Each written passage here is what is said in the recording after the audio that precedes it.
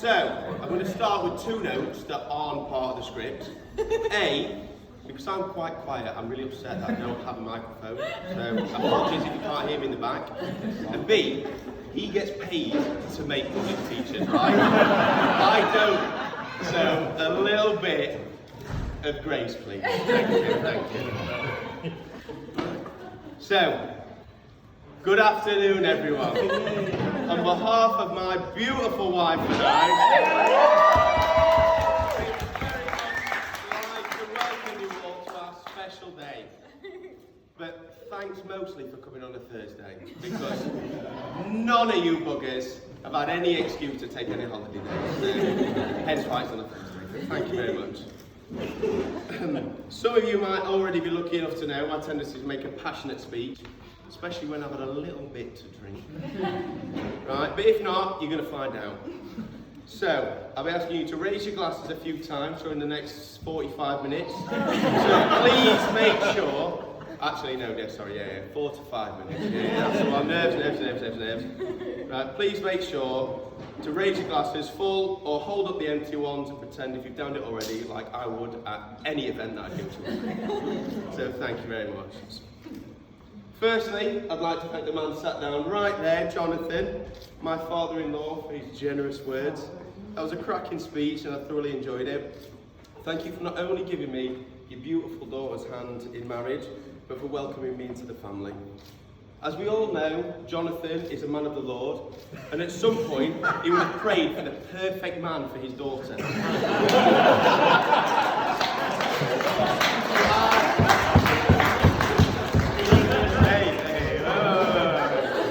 I seriously doubt he envisaged me, but what I can say is, he should have prayed a little bit harder.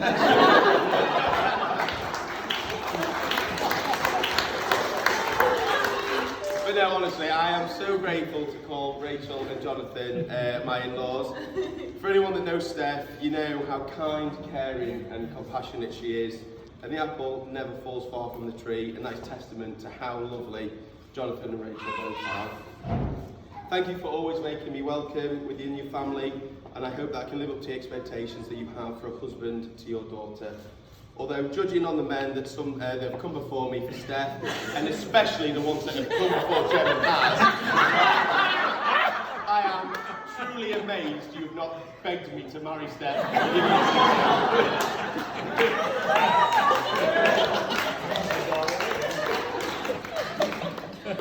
When I asked if I could marry Steph, I'd never heard anyone say yes so quickly. However, I think this was more because it was 7 a.m. and we were in my kitchen and I was stood in my boxers. So at that point he would have said anything just to get out of there. So yeah, thank you very much. Mum, Dad, I'm pretty sure everyone in this room would like to thank you for producing an incredible...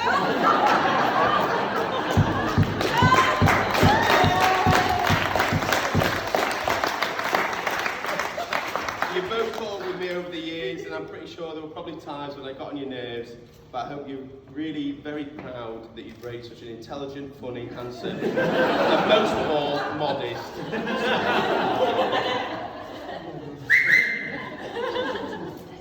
Thank you for everything you've given me throughout my life, and thank you for all the help you've given us to the house, and especially all the help you've given us to the wedding.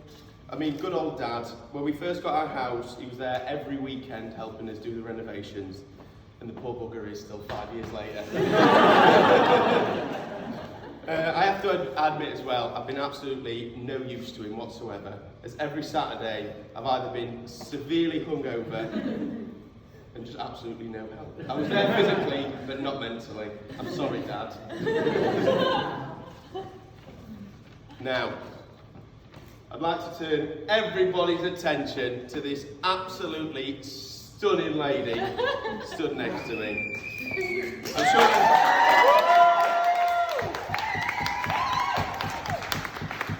I'm sure you can all agree she looks absolutely fantastic today. Now, in fairness, Steph on her worst days is a beautiful lady.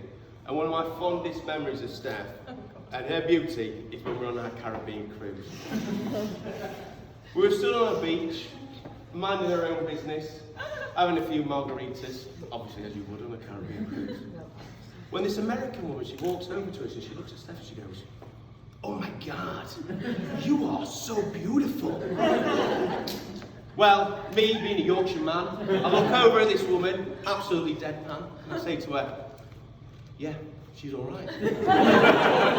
As you can imagine, this woman was raging. Everyone called me a dick. I drank my margarita and I went on my way.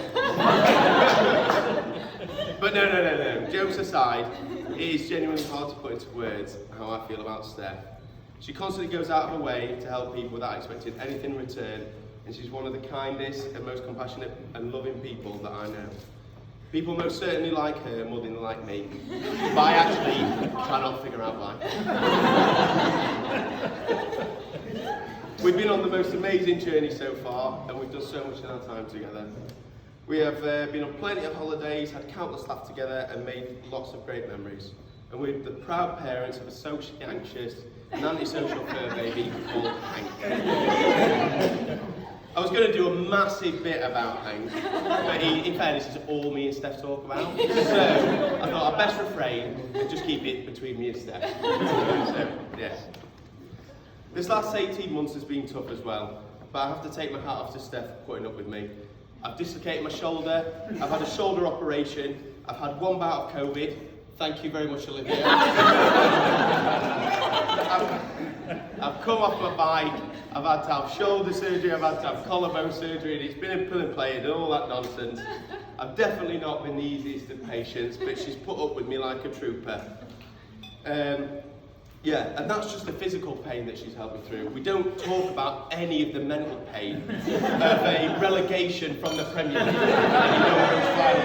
So, come on, give me a bit of break, guys, come on. Steph, when I first told you were fit in a sweaty nightclub in Sheffield, I couldn't have imagined we'd end up here so many years later. I consider myself to be the luckiest man in the world to be married to such a wonderful woman, and I always will.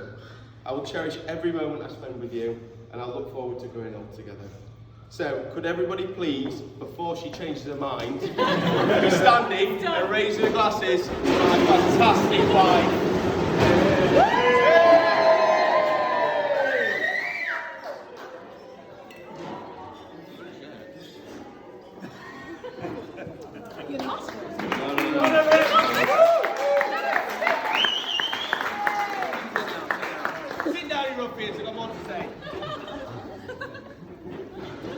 So, obviously we're thrilled to have so many of our close family and friends surrounding us today, and some of you have travelled a long way to be here, and for that we're totally honoured.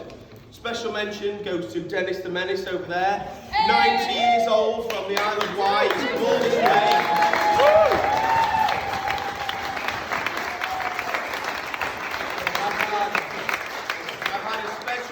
From the family, don't buy him any Jaeger bombs because he gets a little bit carried away, and that's how he got his nickname Dennis the Menace. So, no Jaeger bombs, guys, no Jaeger bombs. No. But no, thank you all so much for your gifts and contributions to our honeymoon. If you don't know, we're going for 10 days in Orlando and then 10 days in Sandals and Bahamas, so we're going to live it up. But no, yeah, great. I can honestly say the same without you all being here, although it would have been a lot less stressful making the speech to an empty room and a hell of a lot cheaper. Special thanks goes to Anne Cook, sat right there, for making that fantastic page.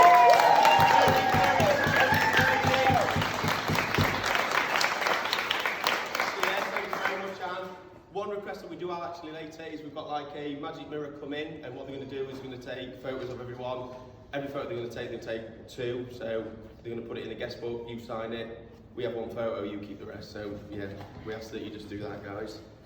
So, with any aspect of life, unfortunately it's not been possible to have everyone we love with us today, but we know they're here with us in spirit, and not only in our thoughts, but more importantly in our hearts. So with them in mind, would you please raise your glasses and join me in a toast to absent family and friends? Here. So again, we're going a little bit off the beaten track. I don't have this speech thing. So my beautiful wife has made me a special memento today. So for those of you who don't know, my granddad has passed away on my mum's side. He used to make pewter, and what he did is he made these fantastic hip flasks. Steph's had a hip flask made. Oh, sorry.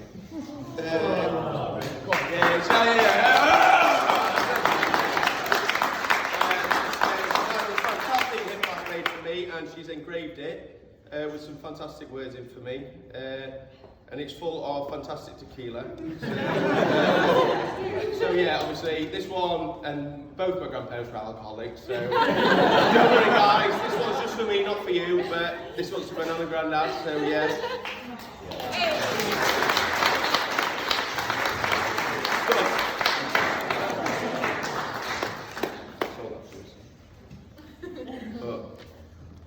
Right, okay.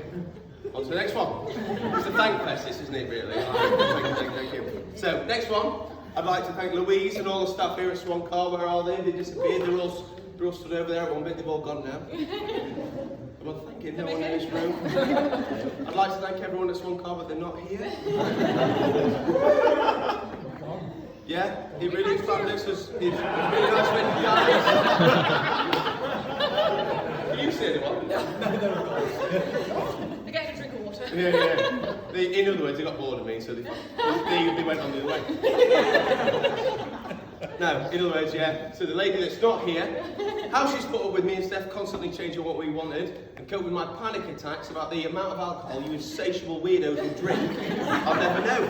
But anyway, well, I don't know where they are, but they might be good at what they do, but they're not here, so I can't thank them.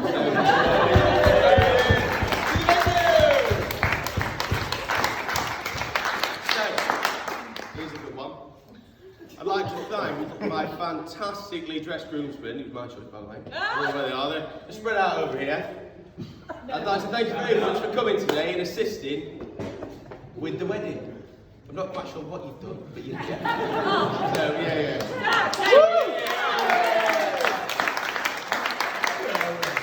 You've been a great help to someone, and me and Steph are very grateful for your support.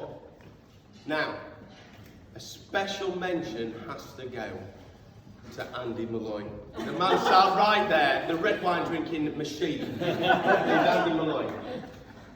Because Andy is actually the one that picked the main course we had today. It's not even new. As his words were, I wouldn't get out of bed for anything less than filet mignon. So filet of beef it was.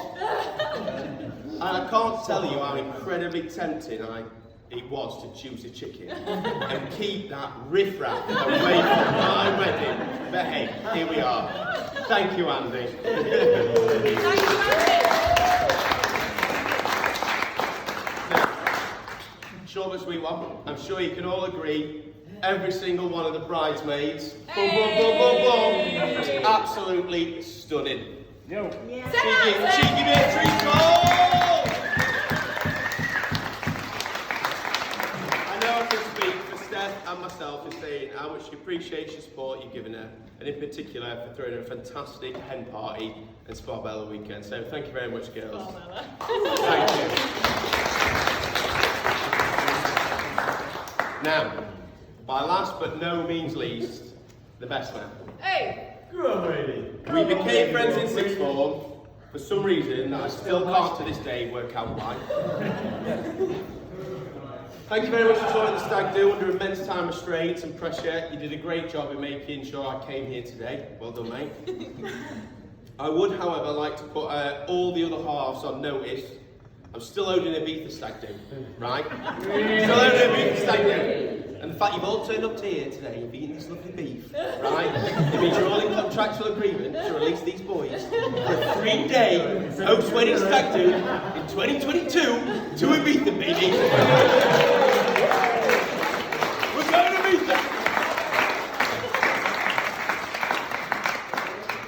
Now, for those of you that don't know the best man, he has a hard time remembering facts.